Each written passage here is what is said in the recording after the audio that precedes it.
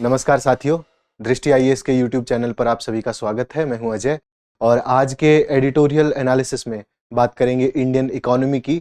8 ऐसे तरीके, 8 ऐसे क्षमतापूर्ण क्षेत्र जिन पर अगर भारतीय अर्थव्यवस्था काम करे, भारत सरकार काम करे तो निश्चित तौर पर भारत आने वाले कुछ दशकों में विश्व की सबसे बड़ी अर्थव्यवस्था या एक ऐसी अर्थव्यवस्था बन सकता है, इनविंसिबल अर्थव्यवस्था बन सकता है।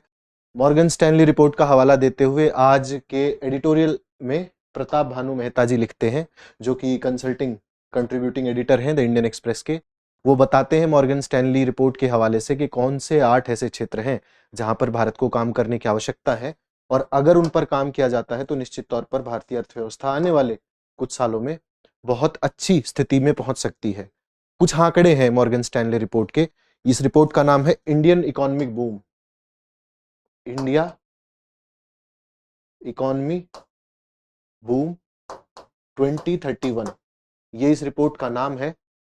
और इस रिपोर्ट में कुछ बेहद उत्साहजनक आंकड़े भारतीय अर्थव्यवस्था के बारे में कहे गए हैं। भारतीय अर्थव्यवस्था के बारे में कुछ बेहद शानदार और अच्छी बातें कही गई हैं और कुछ ऐसी चीजें बताई गई हैं जिनको आधार बनाकर भारत आने वाले दशकों में जो है बहुत अच्छा प्रदर्शन कर सकता है। जिसमें पहला है कि भारत अपनी टेक्नोलॉजी, अपनी एनर्जी और जो रिफॉर्म्स हैं, 3 मेन पॉइंट्स ये हैं जिन पर अगर भारतीय अर्थव्यवस्था काम करेगी तो बेहद अच्छा हो सकता है। और पिछले कुछ दशकों में भारत ने इन पर काम किया है, जिसका नतीजा ये हुआ कि भारत आज ऐसी स्थिति में है जो एक जंप ले सकती है यहां से। इसके अलावा रिपोर्ट का कहना है कि 2027 तक भारत जर्मनी और जापान को पछाड़कर तीसरी सबसे बड़ी अर्थव्यवस्था बन जाएगा। तीसरी सबसे बड़ी अर्थव्यवस्था 2027 तक भारत बन जाएगा, ऐसा रिपोर्ट में कहा गया है। इसके अलावा 2031 तक भारत तीसरा सबसे बड़ा स्टॉक मार्केट बन जाएगा। ये आंकड़े हैं जो उत्साह देते हैं, लेकिन इनका एक आलोचनात्मक विश्लेषण आज के इस एडिटोरियल में हम करेंगे और एक एक पॉइंट के जरिए जानेंगे कि क्या वाकई रिपोर्ट में ऐसा है। कुछ और भी आंकड़े हैं जो मैं आपको देता हूं, आप इन्हें नोट कर सकते हैं। ये आपको फैक्चुअली बहुत काम आ सकते हैं। अगर आप किसी एडिटोरियल में या किसी प्रश्न के उत्तर में इस तरीके से आंकड़े जब आप लिखेंगे तो आपका उत्तर और अच्छा बनता है। 2031 तक 7.5 ट्रिलियन डॉलर इतनी इकोनॉमी भारत की होगी, इस रिपोर्ट के आंकड़े कहते हैं। और दुनिया की 3 अर्थव्यवस्थाएं ऐसी होंगी जिनमें से भारत एक होगी। 2023 तक तो है ही, लेकिन 2031 तक केवल 3 अर्थव्यवस्थाएं ऐसी होंगी जो सालाना 400 बिलियन डॉलर, जो कि और भी ज्यादा बढ़ने की उम्मीद है, 400 बिलियन डॉलर का आउटपुट देने वाली केवल 3 अर्थव्यवस्थाएं होंगी, जिसमें से भारत एक होगी। तो अब एडिटोरियल पर आते हैं। आज के इस भूमिका के बाद प्रताप भानु मेहता कहते हैं कि जो रिपोर्ट है, मॉर्गन स्टैनली की जो रिपोर्ट आई है, वो निश्चित तौर पर उत्साहजनक है, लेकिन भारतीय अर्थव्यवस्था फिलहाल अलार्मिज्म यानी कि अलार्मवाद जिसको आप कहेंगे कि एक पैनिक सिचुएशन में है या फिर एक विजय की स्थिति में है। इन दोनों स्थितियों के बीच भारतीय अर्थव्यवस्था झूल रही है। तो अभी हम ये नहीं कह सकते निश्चित तौर पर कि क्या भारतीय अर्थव्यवस्था की स्थिति बहुत अच्छी है या भारतीय अर्थव्यवस्था की स्थिति इतनी खराब है कि हमारे पास बहुत सारी समस्याएं हैं। निश्चित तौर पर है। समस्याओं में सबसे पहले अगर बात करें तो बेरोजगारी की है, जिसे अनएम्प्लॉयमेंट कहेंगे। उसके बाद पर कैपिटा इनकम की है।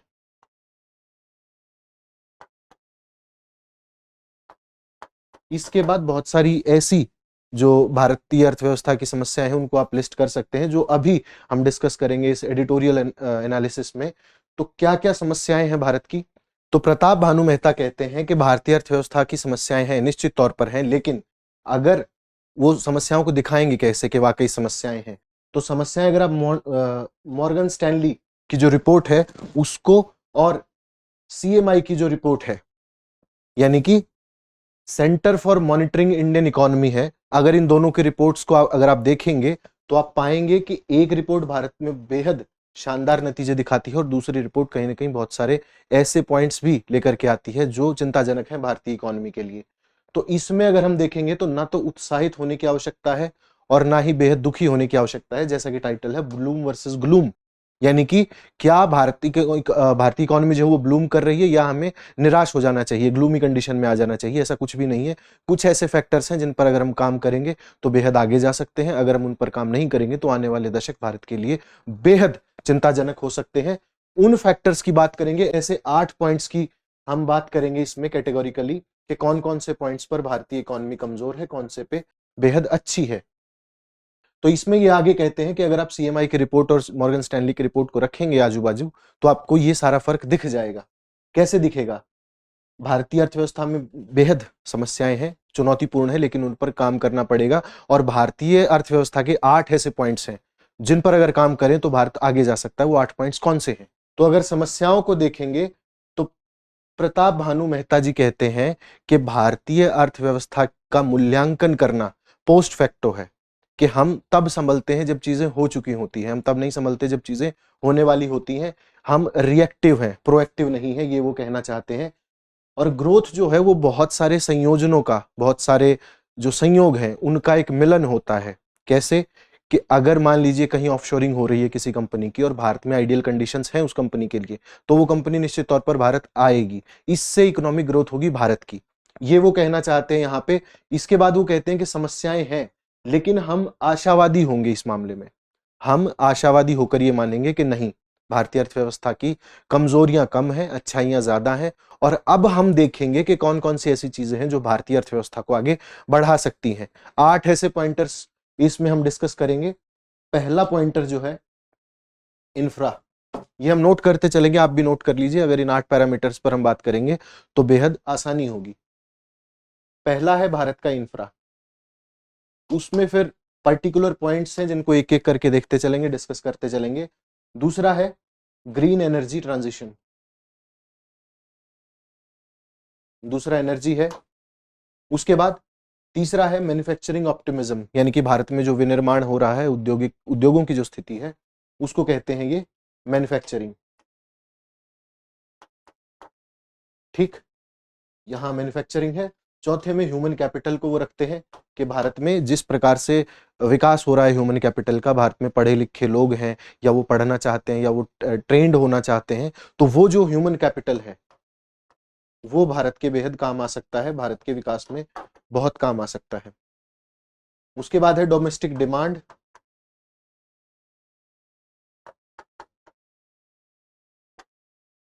उसके बाद एमएसएमईज है, सातवां है जियोपॉलिटिकल कंडीशंस, जो भारत की भू राजनीतिक जो स्थितियां हैं वो, क्योंकि बहुत देशों के साथ भारत के अच्छे संबंध हैं और भारत ने नॉन अलाइनमेंट का जो पालन किया है उससे भारत को फायदा हो सकता है। तो 7th में हम लिख सकते हैं जियोपॉलिटिकल। और 8वां जो पॉइंट है वो है स्टेट, कि भारत की एज अ स्टेट क्या कंडीशन है, भारत स्टेट कैसे काम करता है, क्या वहां पर ऐसे रूल रेगुलेशन, टैक्सेशन सिस्टम और जो कंपनियों को मिलने वाली अन्य सुविधाएं हैं, ह्यूमन कैपिटल को मिलने वाली जो सुविधाएं हैं, क्या वो इतनी है कि वो सस्टेन करा सकती हैं इस डेवलपमेंट को। तो 8 पॉइंटर्स ही हैं। इसके बाद कुछ समस्याएं भी आती हैं जो स्टेट में है, तो 4 समस्याओं का यहाँ विवरण किया गया है कि स्टेट के साथ 4 समस्याएं हैं, वो हम आगे देखते चलेंगे और अंत में कंक्लूजन देखेंगे कि क्या समझ सकते हैं और क्या चीजें ऐसी हैं जो हमारे काम की हैं यूपीएससी के लिहाज से। तो आइए एक एक की बात कर लेते हैं, एक एक फैक्टर जो इसमें हमारे काम आ सकता है हम यहां से शुरू करेंगे। ये हम डिस्कस कर चुके हैं कि भारत की क्या समस्या है, सीएमआई की रिपोर्ट, मॉर्गन स्टैनली की रिपोर्ट। इसके बाद भारत में किस प्रकार की कंडीशन है, कितने झटकों ने भारत को ये सिखाया कि भारत की आर्थिक स्थिति पोस्ट फैक्टो जो मूल्यांकन होता है उसके अंतर्गत आती है। अब हम एक एक एलिमेंट की बात करेंगे जो भारत के काम आ सकता है, जिस पर भारत काम कर सकता है। और पहला जो है वो है इंफ्रास्ट्रक्चर, यानी कि भारत ने अपने इंफ्रास्ट्रक्चर पर जो काम किया है अभी हाल ही में, अगर हम आंकड़ों की बात करें तो भारतीय जो ट्रांसपोर्टेशन है, जो रोड ट्रांसपोर्टेशन की बात करें, जो वाटरवेज हैं, एयरवेज हैं और जो अन्य इंफ्रास्ट्रक्चर है, आप पावर इंफ्रास्ट्रक्चर देख लीजिए या फिर जो अन्य विनिर्माण मान लीजिए आपके, जैसे अगर कहीं आप ऑफिस करेंगे तो उसमें आपको एम्प्लॉयज रखने के लिए, एक अच्छा इकोसिस्टम देने के लिए उस प्रकार की सुविधाएं भारत के पास निश्चित तौर पर हैं, ये रिपोर्ट कहती है। रिपोर्ट ये भी कहती है कि लैंड भारत के लिए कभी समस्या नहीं रही है। भारत में बहुत भूमि है और अगर आपको कोई नया उद्यम करना है या अन्य किसी प्रकार की जमीनी आपको आवश्यकताएं हैं तो भारत में भूमि इसके लिए कभी भी कोई समस्या नहीं रही है और आगे भी नहीं रहेगी। प्रताप जी लिखते हैं कि ऑप्टिमिस्ट्स जो हैं, आशावादी लोग जो हैं कि भारतीय अर्थव्यवस्था अच्छा करने वाली है, उनका केस यहां पर और मजबूत हो जाता है, उनके क्लेम और ज्यादा मजबूत हो जाते हैं, क्योंकि भारत का जो डिजिटल इंफ्रास्ट्रक्चर है, यानी कि भारत ने जो अभी हाल ही के पिछले एक दशक में या कहें कि जब से कुछ ऐसे रिफॉर्म्स हुए हैं भारतीय डिजिटल इंफ्रास्ट्रक्चर में, तो उसके बाद ये और ज्यादा सुदृढ़ हो गया है और उसके सुदृढ़ होने से फायदा सीधा भारतीय इकोनॉमी को होगा, क्योंकि जो भी फर्म्स भारत में आएंगी या जो भी उद्यम विदेशी कंपनियां भारत में करनी चाहती हैं या भारतीय लोग जो करना चाहते हैं, उनके लिए ये डिजिटल इंफ्रास्ट्रक्चर बेहद काम का हो सकता है। इससे क्या होगा, इससे क्या होगा, इससे क्रेडिट एक्सेस जो है वो एनहांस होगा, यानी कि मूल्य में वृद्धि होगी, क्रेडिट एक्सेस में लोगों को और ज्यादा सहूलियत होगी। अब ये जो क्लेम्स हैं ये संशयपूर्ण है, लेकिन क्लेम्स बेहद शानदार हैं। इस क्लेम में पोटेंशियल दिखता है और ऐसे पोटेंशियल से ही भारतीय इकोनॉमी आगे बढ़ने वाली है, ये प्रताप भानु मेहता जी का कहना है। अगला जो पॉइंट है, अगले पॉइंट की बात करें तो दूसरा लिखते हैं एनर्जी ट्रांजिशन। एनर्जी ट्रांजिशन, तो एनर्जी ट्रांजिशन की अगर बात करें तो भारत में 403 गीगावाट इतना एनर्जी भारत प्रोड्यूस करता है हर साल, जिसमें से 39.2% जो है वो रीन्यूएबल एनर्जी है, नवीनीकरणीय ऊर्जा है। इसमें हाइड्रो इलेक्ट्रिक ऊर्जा भी शामिल है, जो पर्यावरण के परिप्रेक्ष्य से बेहद अच्छा है। और भारत इसमें solar energy, wind energy, tide energy और जो अन्य एनर्जीज हैं जो रिन्यूएबल हैं, पर्यावरण के लिए बेहद अच्छी हैं और भारत के जो एसडीजी गोल्स हैं, माफ कीजिएगा, उनको पूरा करने के लिए जो भारत प्रयास कर रहा है वो बेहद सराहनीय है। और मॉर्गन स्टैनली रिपोर्ट कहती है कि भारत का जो एनर्जी ट्रांजिशन है, क्योंकि भारत बहुत ज्यादा ऑयल बेस्ड था, वो आगे लिखते हैं कि भारत की जो इकोनॉमी थी उसका परफॉर्मेंस जो था वो ट्रेडिशनली ऑयल के प्राइस से बंधा होता था, क्योंकि जब आप कहीं विनिर्माण में पैसा लगाते हैं तो उद्यम में बहुत ज्यादा कैश बर्न जो होता है वो ऑयल प्राइसेस के कारण होता है, जिससे बचने के लिए भारत ने जो ये प्रयास किए हैं ये बेहद शानदार हैं, जो भारत की अर्थव्यवस्था के लिए बहुत अच्छे फैसले लेकर के आ सकते हैं भविष्य में। रिपोर्ट में आगे कहा गया है कि भारत ने जो प्रयास किए हैं इस एनर्जी को आगे बढ़ाने के लिए, ग्रीन एनर्जी को आगे बढ़ाने के लिए, वो उसे सेल्फ सफिशिएंट और कंपेटिटिव बनाएंगे। बहुत आसान नहीं है ये, लेकिन एक अच्छा प्रयास है और ऐसे प्रयास अगर आगे जारी रहते हैं जैसे भारत ने ऊर्जा क्षेत्र में किए हैं तो वो भारतीय अर्थव्यवस्था के लिए अच्छा है। वो ऐसे फैसले हैं जो भारत को आगे लेकर के जा सकते हैं रिपोर्ट के अनुसार। आगे बढ़ते हैं, तीसरा क्लेम जो है वो है मैन्युफैक्चरिंग ऑप्टिमिज्म, यानी कि भारत में जो विनिर्माण क्षेत्र है उसमें जो भारत ने काम किया है वो निश्चित तौर पर भारत को आगे लेकर के जाएगा। जैसे for example production linked incentive schemes, PLIs के बारे में आपने सुना होगा, प्रोडक्शन लिंक्ड इंसेंटिव्स। भारत सरकार 4 से 6% का इंसेंटिव कुछ उद्यमों को देती है ताकि भारत में मैन्युफैक्चरिंग बढ़ सके, भारत से निर्यात ज्यादा हो सके। इसमें बहुत सारे फैक्टर्स हैं, जैसे गुजरात में जो अभी आपने सुना होगा, इंटरनेशनल फोरम्स की आपत्तियों के कारण आप कुछ ऐसे कार्य नहीं कर सकते जो आप करना चाहते हैं, तो भारतीय सरकार दूसरे तरीके से उस चीज को ओवरकम करने का प्रयास करती है। वो ऐसे प्रयास करती है कि भारत में उद्यम ज्यादा आए, जैसे एप्पल का उदाहरण आप देख सकते हैं। तो ऐसे इकोसिस्टम क्रिएट करना भारत में, जिससे भारत में और ज्यादा विनिर्माण हो सके, मैन्युफैक्चरिंग हो सके और भारतीय लोग जो हैं भारतीय अर्थव्यवस्था से चीजें निर्यात कर सकें, जिससे डॉलर की आवक हो और एक इफेक्ट जिसको बोलते हैं स्पिल ओवर इफेक्ट पैदा हो, यानी कि एक अच्छी चीज के होने से दूसरी अच्छी चीज हो, उसके होने से तीसरी अच्छी चीज हो, जैसे निर्यात बढ़ने से, डॉलर की आवक होने से, मार्केट में बूम होने से, इस तरीके के जो इफेक्ट्स हैं उनको स्पिल ओवर इफेक्ट्स बोलते हैं। ये कहते हैं कि बहुत जल्दबाजी हम इस मामले में कर रहे हैं, लेकिन जल्दबाजी ही सही, हम इस पर बात कर रहे हैं, ये बहुत अच्छा है और इस पर प्रश्न हमेशा पूछे जा सकते हैं। लेकिन भारतीय अर्थव्यवस्था में जो मैन्युफैक्चरिंग ऑप्टिमिज्म है वो बरकरार है, वो रहना चाहिए। इसके बाद वो ह्यूमन कैपिटल की बात करते हैं। वो कहते हैं कि भारत ने अपनी ह्यूमन कैपिटल पर बहुत काम किया है। ह्यूमन कैपिटल यानी मानव संसाधन। भारत में जितने शिक्षित लोग हैं, पढ़े लिखे लोग हैं, अभी भारत बोस्ट भी करता है इस चीज के बारे में काफी कि बहुत सारे सीईओज अलग अलग कंपनियों के, बाहर विदेशी कंपनियों के भारतीय हैं। और अगर भारत का ह्यूमन कैपिटल इतना सक्षम है कि वो बाहर की कंपनियों को जा करके निर्देशित कर सकते हैं, उनको चला सकते हैं, तो निश्चित तौर पर जो कंपनीज भारत में आएंगी उनको भी वो संभाल सकते हैं। और ऐसे नए स्टार्टअप का जो एक इकोसिस्टम बना है, वो जो ह्यूमन कैपिटल भारत को चाहिए उन स्टार्टअप्स को चलाने के लिए, वो भारत में है। और न सिर्फ भारतीय कंपनियों को चलाने के लिए, बल्कि कल को अगर दूसरी कंपनियां भारत आना चाहती हैं, वो यहाँ इन्वेस्ट करती हैं, अपना जो भी इन्वेस्टमेंट लेकर के वो आती हैं, तो भारतीय ह्यूमन कैपिटल इतना सक्षम है कि उनको कामयाब कर सके, उनको आगे बढ़ाता रहे। इसमें बहुत सारी क्वालिटीज होती हैं, जैसे मैंने आपको कहा कि शिक्षित होना और एक तरीके से ट्रेंड होना, स्किल्ड होना, वो बहुत बड़ी बात है। इसमें भारत, आप यहाँ पे लिख सकते हैं, अगर किसी आंसर में यूज करें तो यहाँ पे स्किल इंडिया का थोड़ा सा जिक्र कर सकते हैं। और स्किल इंडिया भारतीय सरकार की जो स्कीम थी, वो ह्यूमन कैपिटल को डेवलप करने में भारत की बहुत मदद उसने की है।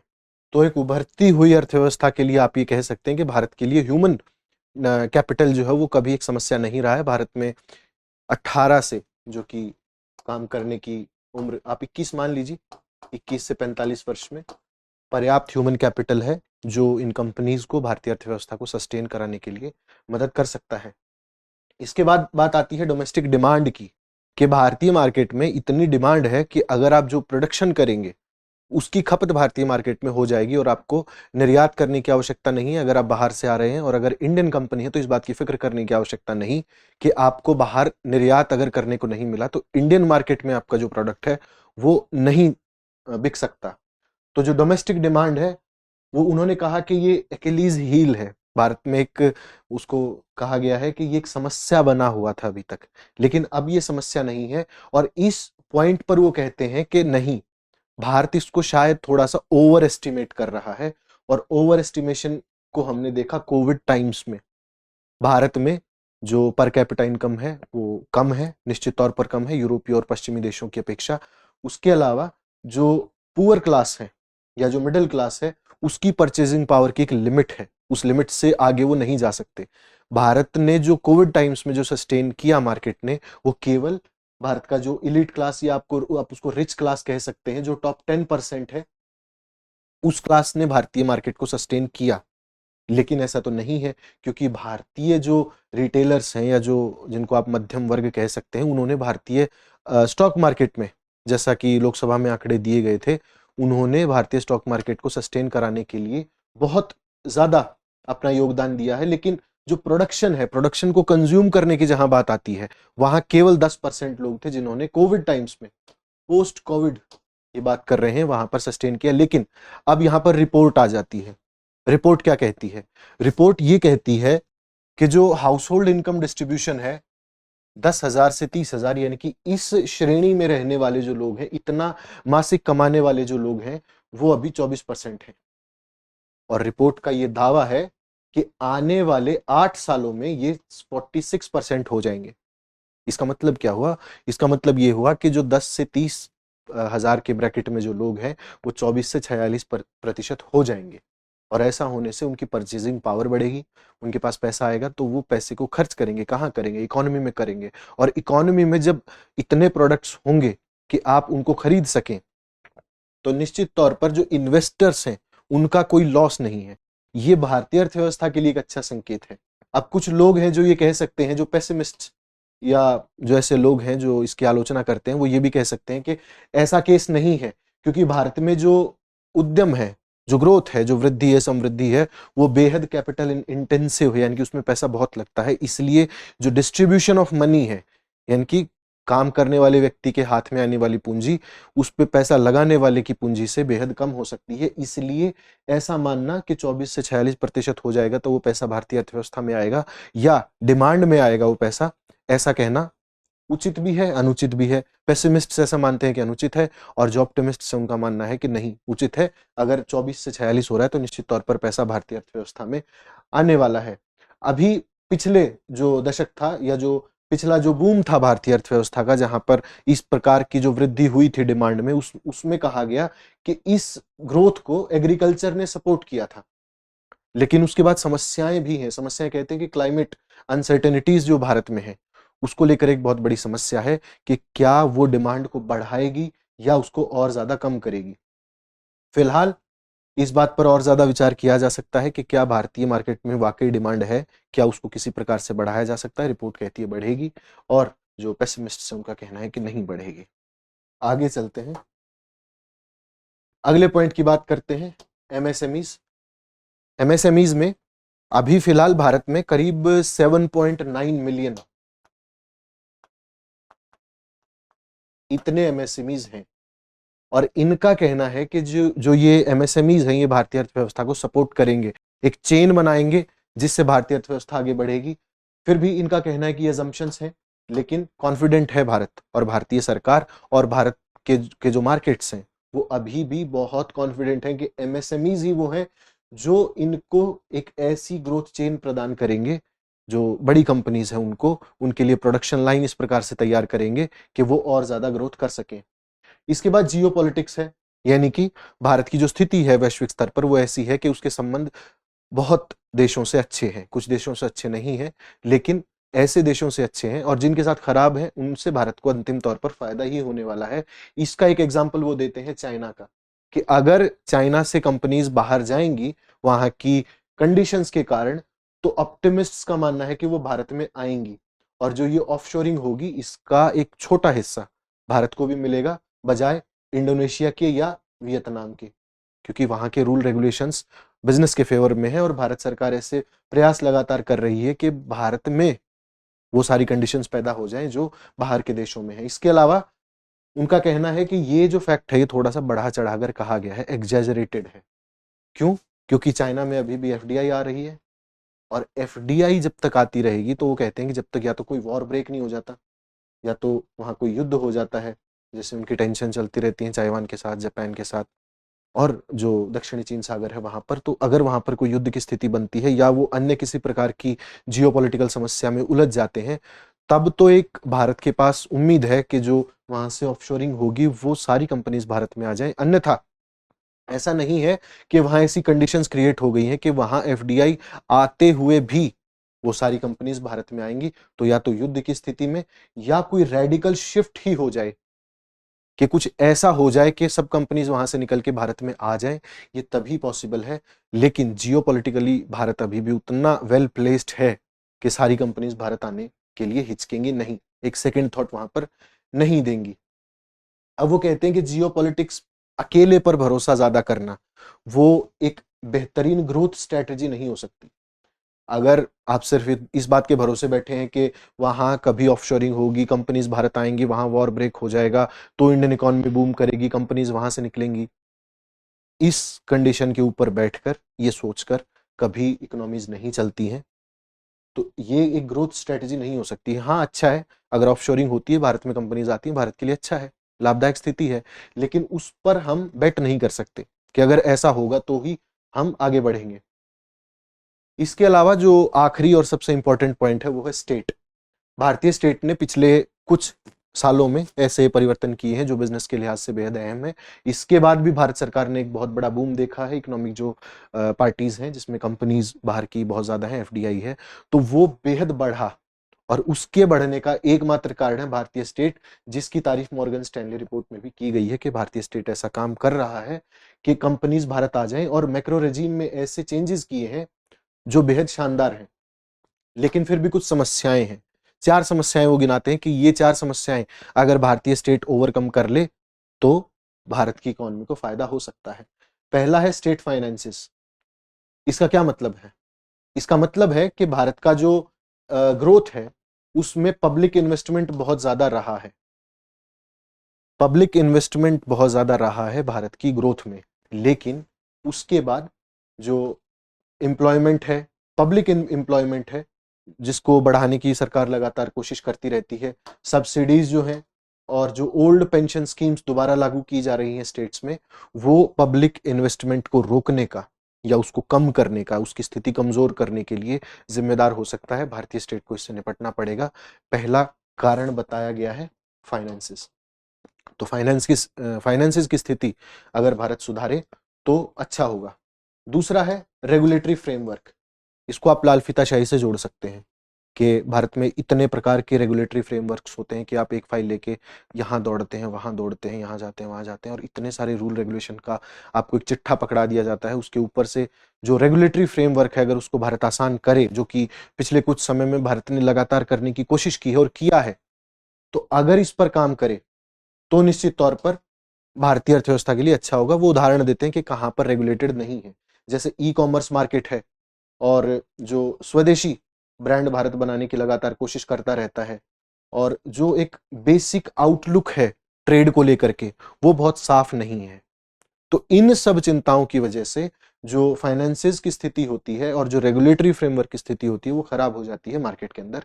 तीसरा उन्होंने बताया है वो है गवर्नेंस की कॉम्प्लेक्स समस्याएं, और इन जनरल भारतीय समाज की या जो भारतीय इकोसिस्टम है उसकी समस्याएं, जिसमें पॉल्यूशन का जिक्र किया गया है कि पॉल्यूशन एक ऐसी समस्या है, अर्बनाइजेशन एक ऐसी समस्या है, बहुत ज्यादा व्यवस्थित शहर नहीं है, ये भी एक समस्या है।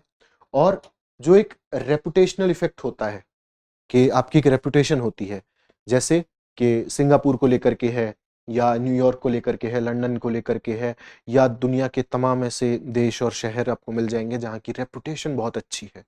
तो भारतीय मार्केट को चाहिए कि वो ऐसे रेपुटेशनल शहर बनाए। जैसे आप बेंगलुरु को ले लीजिए। बेंगलुरु आईटी सिटी हम बोलते हैं, सिलिकॉन वैली भारत की बोलते हैं, और लेकिन वहाँ का जो ट्रैफिक है उसकी जितनी आलोचना हुई अभी पिछले दिनों, अगर वो बाहर कहीं आप देखेंगे और बाहर का कोई अगर इन्वेस्ट उसमें करना चाहेगा तो वो नहीं करेंगे, क्योंकि वहाँ ट्रैफिक के चैलेंजेस हैं।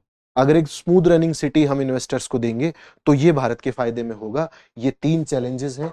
इसके अलावा जो चौथा और आखिरी जो चैलेंज है वो है पॉलिटिकल इकोनॉमी। इसका क्या मतलब होता है कि आप कुछ कंपिटिटर्स को या कुछ प्लेयर्स को इतना फ्री हैंड दे देते हैं कि वो पूरे मार्केट के ऊपर छा जाते हैं। तो वो भी एक बहुत बड़ी समस्या है, लेकिन ये एक फाइनेंशियल समस्या नहीं है, ये एक पॉलिटिकल समस्या है। इससे भी निपटा जा सकता है अगर भारतीय सरकार एक बेहतरीन इकोसिस्टम खड़ा करने का प्रयास करे और इन्वेस्टर्स की जो क्रेडिबिलिटी है इंडियन स्टेट के प्रति, अगर उसको हासिल करने का प्रयास सरकार करना चाहे तो।